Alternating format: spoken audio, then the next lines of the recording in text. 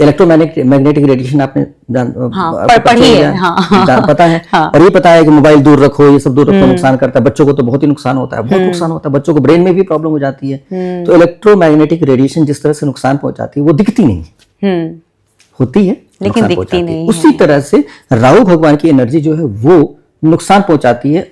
उसके थ्रू जो भी एनर्जी जा रही है वो ऑरा तो होता ही होता है।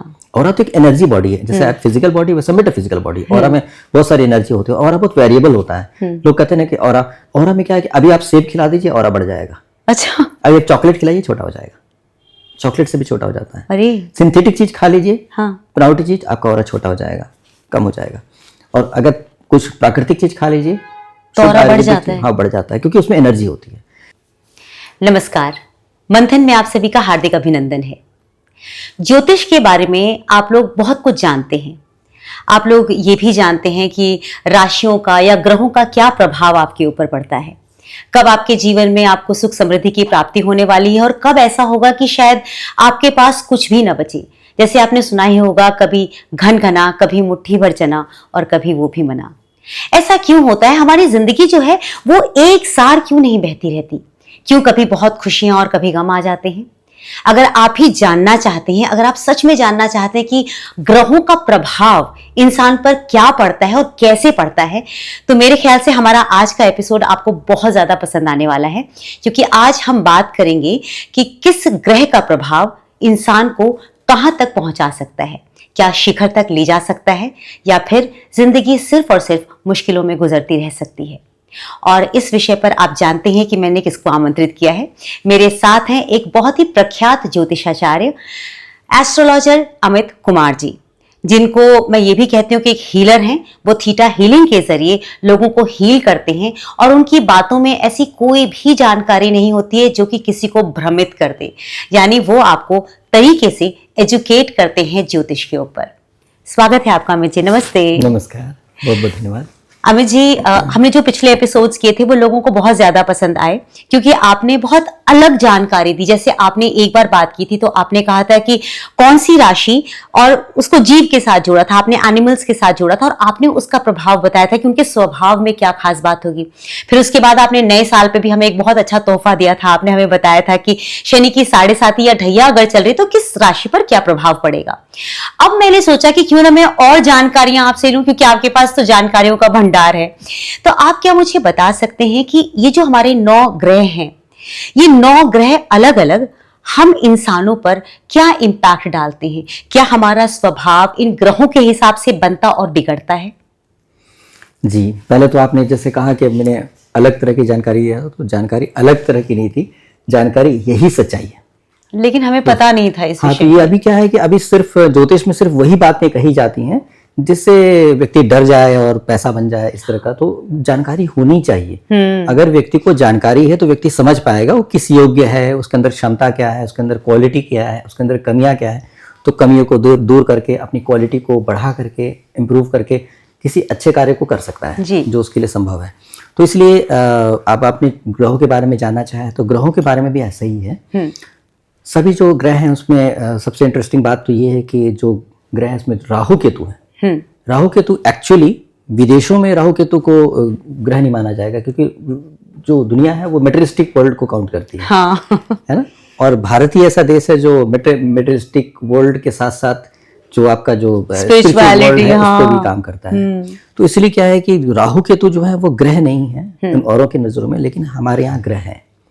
किस तरह से ग्रह हैं, क्योंकि ये बात करते हैं तभी 9 ग्रह की बात होगी ना। जी बिल्कुल ठीक है। 7 ग्रह वैसे दिखते हैं। तो वो तो 9 कैसे हो गए।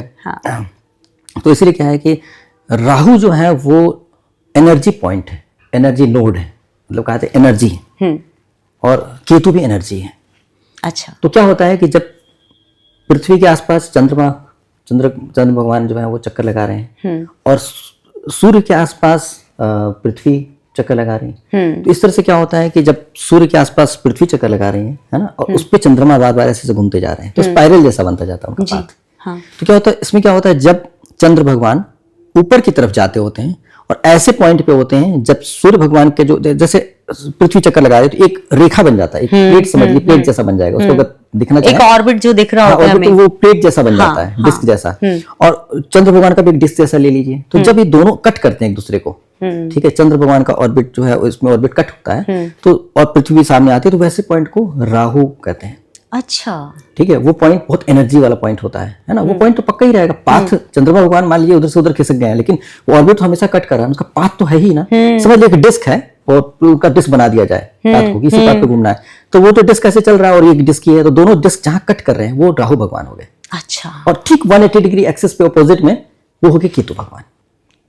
ठीक है, तो एनर्जी पॉइंट है। तो अब ग्रहण कैसे लगता है, जब ऐसे डिस्क ऐसे ऐसे ऐसे चल रहा है, अब सूर्य भगवान ऐसे हैं, तो ऐसे क्या करते करते सीधा आ जाता है ना। ऐसे समय जब सूर्य भगवान और पृथ्वी भगवान के बीच में अगर आ गए तो उसमें क्या होता है कि वो ऐसा हो गया कि उसमें पूरी तरह से सूर्य भगवान की किरणें छिप जाती हैं पृथ्वी पर आने में, है ना। तो इसलिए क्या होता है कि वहां पर सूर्य ग्रहण माना जाता है। कहते हैं राहु ने ग्रहण लगा दिया, राहु ने निगल लिया सूर्य भगवान, है ना। राइट। और उस तरफ हो जाने पे क्या एग्जैक्टली अपोजिट हो जाएंगे तो क्या होगा, चंद्र ग्रहण लग जाएंगे।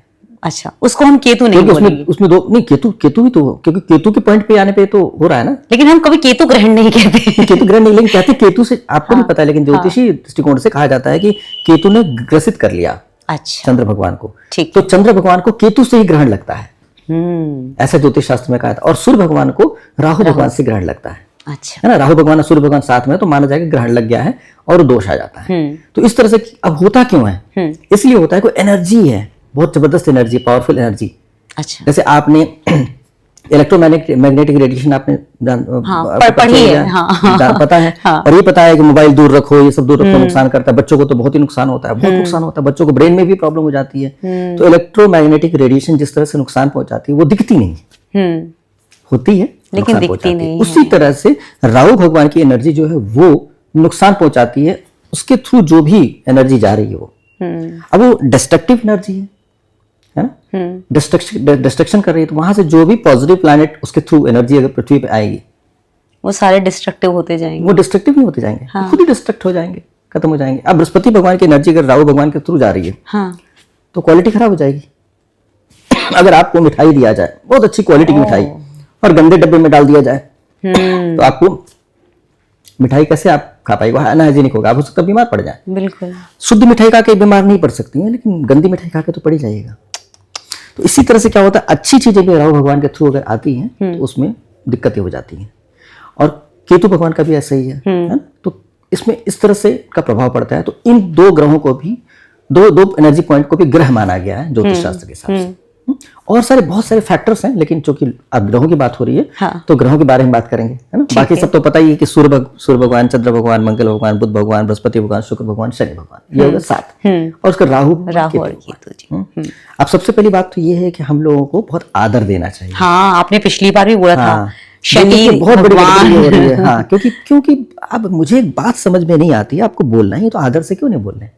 मैनर्ड होने में कोई पैसे थोड़ी खर्च होते हैं, मैनर्ड होने में कोई दिक्कत थोड़ी होती है। आपके संस्कार के ऊपर डिपेंड करता है कि आप किसी को आदर दे सकते हैं, नहीं दे सकते। बिल्कुल ठीक बात है। अगर 10 बच्चे खड़े हैं, उसमें से एक बच्चा बहुत प्यार से आपके पैर छू करके नमस्कार कर दे, आपका दिल जीत लेगा 2 मिनट में। और कभी जीवन में जरूरत पड़ी तो आप उसकी मदद जरूर करने की कोशिश करें। बहुत ही डिसेंट, बहुत नाइस बच्चा है, हम जानते हैं इसको, इसके संस्कार मुझे पता है जी। आपको पता है कि बच्चा अच्छे रास्ते पे चल रहा होगा और कोई मदद है तो उसको करना चाहिए। सभी ग्रहों की स्तोत्र होता है, स्तुति होती है। क्यों होती है? स्तुति करने से बॉडी को रियलाइज कराते हैं, आत्मा को रियलाइज कराते हैं कि हाँ ये बहुत महान है, उनकी महानता गुणगानित तो होता है। अच्छे नाम बोले जाते हैं। 108 जो सहस्त्र नाम होता है या अष्टोत्तर शतनाम का मतलब क्या, अष्टोत्तर शतनाम मतलब 108 बार नाम, सहस्त्र नाम मतलब 1000 नेम, ठीक है। तो उनके नाम है, गुण के हिसाब से नाम बनाए गए हैं। तो उनके गुण की बात जब बखान करते हैं तो आत्मा को रियलाइज कराते हैं कि नहीं, इज वेरी पावरफुल। तो जब रियलाइज कराते हैं पावरफुल हैं, तो उसके बाद आत्मा कहती नहीं। तो सूर्य भगवान की किरणें जब आती है, उनके प्रभाव आता है अपने शरीर में, आत्मा कहती हाँ नहीं बहुत पावरफुल है, इनको आदर के साथ स्वीकार कर ले, तो ये चैतन्यता में आ जाती है।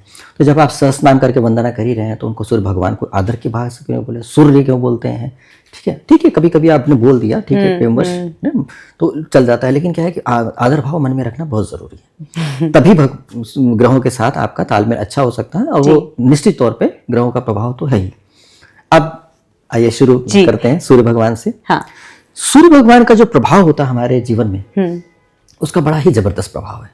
क्योंकि ये सभी ग्रहों के केंद्र में है और सभी ग्रह को प्रकाशित भी कर रहे हैं, तो मूल बिंदु, मूल केंद्र तो यही है। तो इसलिए सूर्य भगवान का प्रभाव अगर किसी व्यक्ति के ऊपर हुआ, कभी और चर्चा करेंगे हर ग्रहों में, हर राशि में, मतलब योग का और राशि का बाद में कर लेंगे, अभी ग्रहों के बारे में आज इसमें बहुत लग जाएगा जी। तो सूर्य भगवान का प्रभाव अगर किसी व्यक्ति के ऊपर है तो उसके अंदर सूर्य भगवान की तरह तेज होगा। अच्छा, है ना, उसका पावर इतना बढ़िया होगा, उसको देख के सभी लोग प्रभावित हो जाया करेंगे। वो कोई भी व्यक्ति उसके सामने आएगा तो अपने आप को मतलब थोड़ा दबा हुआ सा महसूस करेगा और उस व्यक्ति को महान महसूस करेगा। जैसे किसी की पर्सनालिटी होती है, उसके सामने जाके व्यक्ति लगता है कि नहीं बहुत हाई फाई बंदा है, बहुत पावरफुल बंदा है। मतलब ऐसा तो नहीं कि वो इगोइस्टिक होते हैं जिनका सूर्य कुछ ना करे, बैठा भी हो, हाँ, बैठा भी हो ऐसे करके तो लगे बहुत तेजस्वी है, एक तेज होता मतलब उनकी ऑरा इतनी स्ट्रांग हो जाती है। फेस होता है उनका, जो अपीयरेंस होता है वो बहुत स्ट्रांग होता है। अच्छा, ऑरा तो होता ही होता है। हाँ। ऑरा तो एक एनर्जी बॉडी है, जैसे फिजिकल बॉडी वैसे मेटाफिजिकल बॉडी। ऑरा में बहुत सारी एनर्जी होती है, ऑरा बहुत वेरिएबल होता है। लोग कहते हैं कि ऑरा में क्या है कि अभी आप सेब खिला दीजिए ऑरा बढ़ जाएगा। अच्छा, अभी आप चॉकलेट खिलाइए छोटा हो जाएगा, चॉकलेट से भी छोटा हो जाता है। अरे सिंथेटिक चीज खा लीजिए, हाँ, बनावटी चीज, आपका ऑरा छोटा हो जाएगा, कम हो जाएगा।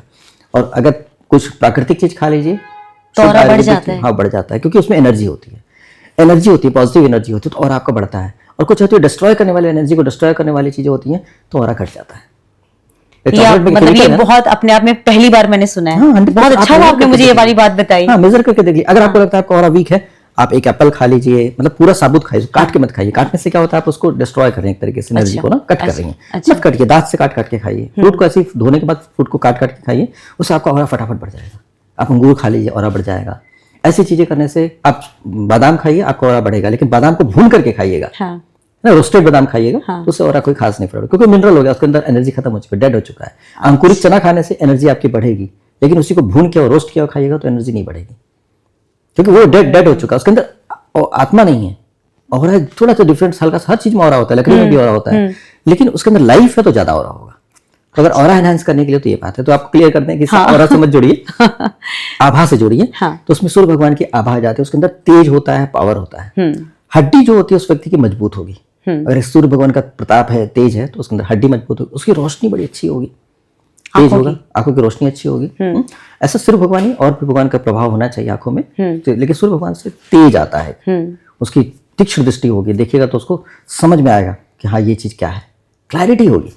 केवल देख के भी कंफ्यूजन रहता है व्यक्ति को, तो देख करके जो ज्ञान जा रहा है, एक रीडिंग का ज्ञान होता है, वो बहुत अच्छा होगा। उसका रीडिंग करके शब्दों को पढ़ना, सेंटेंस को पढ़ना, उसकी क्षमता बड़ी अच्छी होगी। अच्छा, ये बहुत अच्छी क्वालिटी हो जाती है कि सूर्य भगवान एक विल पावर देते हैं, बहुत अच्छा, मतलब आत्मा को शक्ति देते हैं। इतनी अच्छी शक्ति होती है कि व्यक्ति को लगता है कि हाँ हम कर सकते हैं।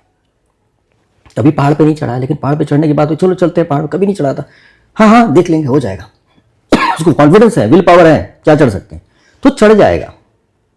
क्या बात है। तो ये एक अच्छी बात बनती है। और साथ साथ ये भी है कि सूर्य भगवान का प्रताप होने पे अगर बहुत ज्यादा हो गया तो ईगो भी आ जाता है। तो बहुत ज्यादा, क्योंकि मैंने बहुत से लोगों को देखा जो बहुत इगोइस्टिक होते हैं। हाँ, तो सूर्य भगवान, वो डिपेंड करता है किस ग्रह, मतलब किस घर में बैठे हुए हैं, किस तरह से बैठे हुए हैं और किस प्रभाव के साथ बैठे हुए हैं। तो अगर मान लीजिए सूर्य भगवान किसी नेगेटिव घर के लॉर्ड है ना, उस घर के लॉर्ड है, और उस तरह से, तो वो फिर नेगेटिव प्रभाव भी दे सकते हैं। अच्छा, पॉजिटिव इफेक्ट में जितनी आपने पॉजिटिव बातें बताई वो है, और नेगेटिव जैसे हम शुरू करते हैं तो सबसे पहली चीज आ जाती है ईगो। जी, तो नेगेटिव में ईगो आ जाता है। ऐसा ईगो आ जाएगा जिसमें व्यक्ति अपने आप को सुपीरियर समझेगा। ऐसे में ना सुपीरियरिटी कॉम्प्लेक्स आ जाता है। मतलब मैं महान हूं, मेरे पास गाड़ी है, तुम्हारे पास क्या है। ऐसे लोग बोलते हैं मैंने सबसे टॉप मॉडल खरीदा है, सबको बताया कि मैंने टॉप मॉडल खरीदा, मतलब तुम नहीं खरीदो एहसास दिलाएंगे, तुम्हारे पास नहीं है एहसास दिलाएंगे, अरे मेरे पास तो कोई कमी नहीं है, मेरे पास तो ये है, मेरे पास तो वो है। जो ऐसे लोग बोल रहे हैं तो कहीं पे उनका ये ईगो वाली बात होगी। और इससे दिक्कत क्या आती है, इसका एक इंटरेस्टिंग बात बताएं कि अगर सूर्य भगवान का प्रभाव बहुत ज्यादा है, बहुत स्ट्रांग है, तो ऐसे व्यक्ति को पित्त से संबंधित तकलीफ भी होने लग जाती है। अच्छा, और पित्त से संबंधित तकलीफ होते होते एसिडिटी होने लग जाती है, और एसिडिटी होने से क्या होता है, हड्डियां खराब होने लग जाती है, पेट खराब होने लग जाता है, स्वास्थ्य खराब होने लगता है, और व्यक्ति का शरीर कभी भी मजबूत नहीं बन पाता है। ये दुष्प्रभाव बता रहे हैं, प्रभाव नहीं बता रहे हैं। हमने प्रभाव बताया था, हड्डी मजबूत होती है। अब दुष्प्रभाव बता रहे हैं। अब व्यक्ति के मिसयूज कर रहा है तो क्या होगा, आप चाय पीती हैं, आनंद आता, फ्रेशनेस आती है, सुस्ती आ रही, चाय पिया, ताजगी आ गई। लेकिन अब चाय सारा दिन पीना शुरू कर दीजिएगा तो चाय का नुकसान होना शुरू हो जाएगा। किसी भी चीज को आप अति कर दीजिएगा तो नुकसान होता है। चाहे मिठाई लीजिए, चाहे नमकीन ही लीजिए, नमक ज़्यादा खाइएगा तो भी प्रॉब्लम, चीनी ज़्यादा खाइए तो प्रॉब्लम, बैलेंस में लेना जरूरी है। तो उसी तरह से ग्रहों का जब ज़्यादा प्रभाव होता है तो नुकसान भी होता है। तो उससे क्या होगा कि आपका वो पूरी तरह से आपको हड्डियां कमजोर होकर के व्यक्ति को कमजोर कर देगी। अब चाहे जितना भी सूर्य भगवान की तारीफ कर लीजिए, गुणगान कर लीजिए, लेकिन अल्ट्रा वायलेट रेज, इंफ्रारेड सूर्य भगवान से आती है ना, तो इसलिए क्या है कि उनसे नुकसान भी होता है, स्किन बर्न, सन बर्न वगैरह होता है, सूर्य भगवान से ही हो रहा है। तो कुछ हर चीज का पॉजिटिव एस्पेक्ट भी होता है, नेगेटिव एस्पेक्ट भी होता है। हमें देखना है, समझदारी से चलना है कि हम पॉजिटिव चीज ले पाए, नेगेटिव चीजों से बच पाए, तो हमारा जीवन बहुत आसान हो जाएगा। क्या बात है। सूर्य भगवान जिनको ब्लेस करते हैं, पॉजिटिविटी देते हैं, उन व्यक्ति का प्रताप बहुत अच्छा होता है, उनको लोग सभी लोग मानेंगे। कई बार होता है, आप देखेंगे अनपढ़ लोग हैं जो कम पढ़े लिखे हैं, फिर भी समाज में उनको बड़ा इज्जत मिलती है, बहुत इज्जत मान सम्मान दिया जाता है। जैसे कि सूर्य भगवान का अपना जो सौर मंडल है, उसमें क्या है कि सभी ग्रह उनसे जुड़े हुए हैं, उन्हीं के चक्कर लगा रहे हैं। तो उसी तरह से जो सूर्य भगवान जिनका बहुत पॉजिटिवली डेवलप्ड है, उनके आसपास लोग जुड़े ही रहेंगे, कुछ ना कुछ उनके चेले बने रहेंगे, उनके दोस्त बने रहेंगे, उनको नहीं यार मिल के आते हैं एक बार, होता है हाँ। उसके प्रभाव में रहेंगे। हाँ। तो ऐसे में बस ये होता है कि जब 10 लोग आपकी इज्जत करने लगते हैं, पैर छूने मान सम्मान देने लगते हैं, तो व्यक्ति को ये बात, अरे मेरे तो बड़े चेले हैं, बस यहाँ पर गड़बड़ हो गया। तो यहाँ पर बस ये है कि सूर्य भगवान का प्रभाव जब होता है तो व्यक्ति को ऊंचाई तो पहुंचाता है, लेकिन वो जो ईगो आने की वजह से फिर पतन शुरू हो जाता है। तो यहाँ पर बहुत जरूरी है कि अगर आप व्यक्ति का प्रभाव बहुत अच्छा आ रहा है सूर्य भगवान की वजह से, तो उसको डाइजेस्ट करना, एक तरह से उसको हजम करना बहुत जरूरी है। इसलिए सबसे अच्छा उपाय सूत्र बताया तो वो ये रहता है कि जब ऐसा हो, किसी व्यक्ति का सूर्य भगवान का प्रभाव बहुत अच्छा हो, तो उसको ग्रैटिट्यूड रखना चाहिए परमात्मा के प्रति, हर रोज धन्यवाद करना चाहिए। अगर 2 व्यक्ति पैर छू के चले गए, 2 व्यक्ति मान, धन्यवाद प्रभु आपकी कृपा से मुझे सम्मान मिल रहा है, बहुत बहुत धन्यवाद प्रभु आपकी कृपा सम्मान, बचाए रखिएगा प्रभु, कहीं से मुझे अहंकार ना जाए, घमंड ना जाए। घमंड आया गड़बड़ हुआ। देसी व्यक्ति सौम्यता से पेश आ रहा है, तेजस्वी उसका व्यक्तित्व है, लेकिन जब व्यक्ति कहता है मैं बहुत महान हूं, जैसे बोला खत्म, फिर कहेगा अरे यार बड़ा एटीट्यूड है इसके अंदर, अगले दिन से आना बंद कर देगा व्यक्ति उसके पास। जितनी सौम्यता सरलता रहेगी उतनी अच्छा है। बहुत सुंदर। तो मतलब सूर्य देव के बारे में आपने मुझे बता दिया कि अगर वो अच्छे हैं तो क्या, और अगर हमने गलती कर दी तो उसके बाद फिर उनका क्या दुष्प्रभाव हम पर हो सकता है। हाँ, सूर्य भगवान की प्रार्थना करते रहनी चाहिए, हमेशा सूर्य भगवान को मान सम्मान देते रहना चाहिए, क्योंकि सूर्य भगवान अगर आपके ठीक हैं तो आपकी हड्डियां ठीक रहेंगी, आपका तेज ठीक रहेगा, आपके अंदर विल पावर रहेगा, आत्मविश्वास रहेगा, और साथ साथ आप सही रास्ते पे चल पाएंगे। सभी ग्रहों का प्रभाव दे सकते हैं सूर्य भगवान, तो इसलिए इस तरह से ध्यान रखना बहुत जरूरी है, और ऐसे करके चलेंगे तो बहुत अच्छा होगा। और बेवजह किसी भी ग्रह का दान नहीं करें, चला देंगे। आजकल बहुत चल रहा है, ये दान कर दो, वो दान कर दो। कई बार मेरे पास क्लाइंट आते हैं, पता चला उनको तो दान करवा के सत्यानाश कर दिया, उनकी जिंदगी बहुत अच्छी थी, दान करते ही सत्यानाश होगा, नौकरी तक चली गई। तो दान करना हमेशा अच्छा नहीं होता है। और जो है ये हम जल चढ़ाते हैं, उसके रत्न पहन लेते हैं, वो सब क्यों? अब आप एक बार बताइए, आपको आपके अंदर सूर्य भगवान का प्रभाव बहुत पावरफुली बहुत ज्यादा है, अब आपने जल भी चढ़ाना शुरू कर दिया, रत्न भी पहनना शुरू कर दिया, अब उनका प्रभाव और बढ़ा है, तो उसके पर क्या होगा? ईगो आएगा, ईगो आ जाएगा। Anything excess is bad. अब आप सब्जी बनाती होंगी, खीर बनाती होंगी, सब्जी में नमक डाली, और भी मैं जाकर बता, अरे मेरी छोटी बहन बना रही है, अरे नमक डाल दें, बड़े प्यार से डाल दिया नमक, कोई बुरी चीज तो नहीं ना, नमक ही डाला है ना, सब्जी का सत्यानाश। आप खीर बना रही है, मैंने कहा अरे, तो आप क्या बोलेंगे? भैया ने सत्यानाश कर दिया। सही बात है, क्योंकि वो ज्यादा हो गया ना, ज्यादा होने के बाद विकृति आ गई, तो इसीलिए जरूरत नहीं है। सूर्य भगवान आपको कृपा, अब करना क्या चाहिए? व्यक्ति को लगता है कि मना कर रहे हैं दान करने से, पूछा अरे बाबा सूर्य भगवान का प्रभाव है, 10 लोग आपकी बात मान रहे हैं, तो अच्छा काम करना शुरू कर दीजिए। आपके आसपास में बच्चे अगर बहुत प्रभावित हैं तो बच्चों को संस्कार दीजिए, उससे बोलिए सारे बैठो, अपने माँ बाप का पैर छूते हो? नहीं छूते। कितनी गंदी बात है, माँ बाप के पैर ही नहीं छूते हो, आशीर्वाद कैसे मिलेगा? आशीर्वाद मिलेगा तो बहुत आगे बढ़ोगे। बच्चों को समझा दीजिए, पैर छूने लगेंगे। मैंने शुरू किया था वृंदावन में, करीब 250 बच्चों को, 250 से 300 बच्चों को संस्कार देने के लिए। अच्छा। तो कृष्ण जी की नगरी में भी, रमन रेती वगैरह ऐसी जगहों पर बच्चों को बुलाते, बच्चे शर्ट के बटन तक नहीं बंद करते थे, कंघी नहीं करते थे, और बिल्कुल गंदे तरीके से भटकते रहते थे। हाँ। तो उनको मैंने समझाना शुरू किया, कंघी करना सिखाया, कि 2-2 रुपए की कंघियां सबको दे दिया। अच्छा। कंघी करके बच्चा सुंदर लग रहा है कि बिना कंघी? सब बच्चे ने बोला अरे ये कंघी किया हुआ सुंदर लग रहा है। सुंदर क्यों नहीं बन के रहते हो? बटन लगा के अच्छा लग रहा है कि बिना?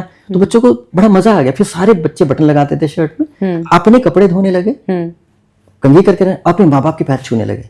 उनके गांव से बच्चों के माँ बाप आने लगे और रो रो के बोलते थे हमारा नन्हे बच्चे नन्हे पैरों से, हाथों से जब पैर छूते हैं बड़ा अच्छा लगता है, आपने किसने सिखाया है, मैं देखना चाहता हूँ करके मिलने आए थे। अच्छा। तो संस्कार जब बच्चों के अंदर आते आशीर्वाद मिलने लग जाता है। अब एक बार बताइए, भगवान की कृपा से मेरा प्रभाव है, लोग मानते हैं, इज्जत देते हैं, सम्मान है, ख्याति है, तो उस ख्याति का क्यों नहीं फायदा उठाएं? 10 लोगों को क्यों नहीं सिखाया जाए? तो उनको सिखाया तो बहुत अच्छा, पूरे गांव में बहुत फर्क पड़ गया था। बच्चे अपने बर्तन हाथ से धोने लगे थे, माँ की मदद करने लगे, पिता की मदद। अब माँ बाप इतना आशीर्वाद देते थे, पूछिए मत, रो रो करके आशीर्वाद देते थे। तो पूरा समाज का बदलाव हो गया। राइट। हम कहते हैं आपको उपदेश देने से पहले हमने खुद किया कि नहीं किया, तो मैंने करके देखा, ठीक है, मतलब और स्वयं धारण किया, उसके बाद आप लोगों को हेल्प हाँ, करते तो इसलिए क्या है कि ये ऐसा अगर किया जाए तो मेरे हिसाब से बहुत अच्छा होगा। आपको भी बहुत संतुष्टि और खुशी मिलेगी कि यार मैंने अच्छा काम किया। कहीं तो होता है ना, बैक ऑफ द माइंड में लगेगा कि हाँ मैंने अच्छा काम किया, गिल्ट नहीं रहेगा। गलतियां तो होती रहती है, मुझसे भी होती है, आपसे भी होती है, सबसे होती है, लेकिन हम लोग कुछ अच्छा काम करते रहते हैं तो कुछ संतुष्टि रहती है और गिल्ट में नहीं आते हैं। बिल्कुल। तो सूर्य भगवान का प्रभाव इस तरह से तो है। क्या बात है।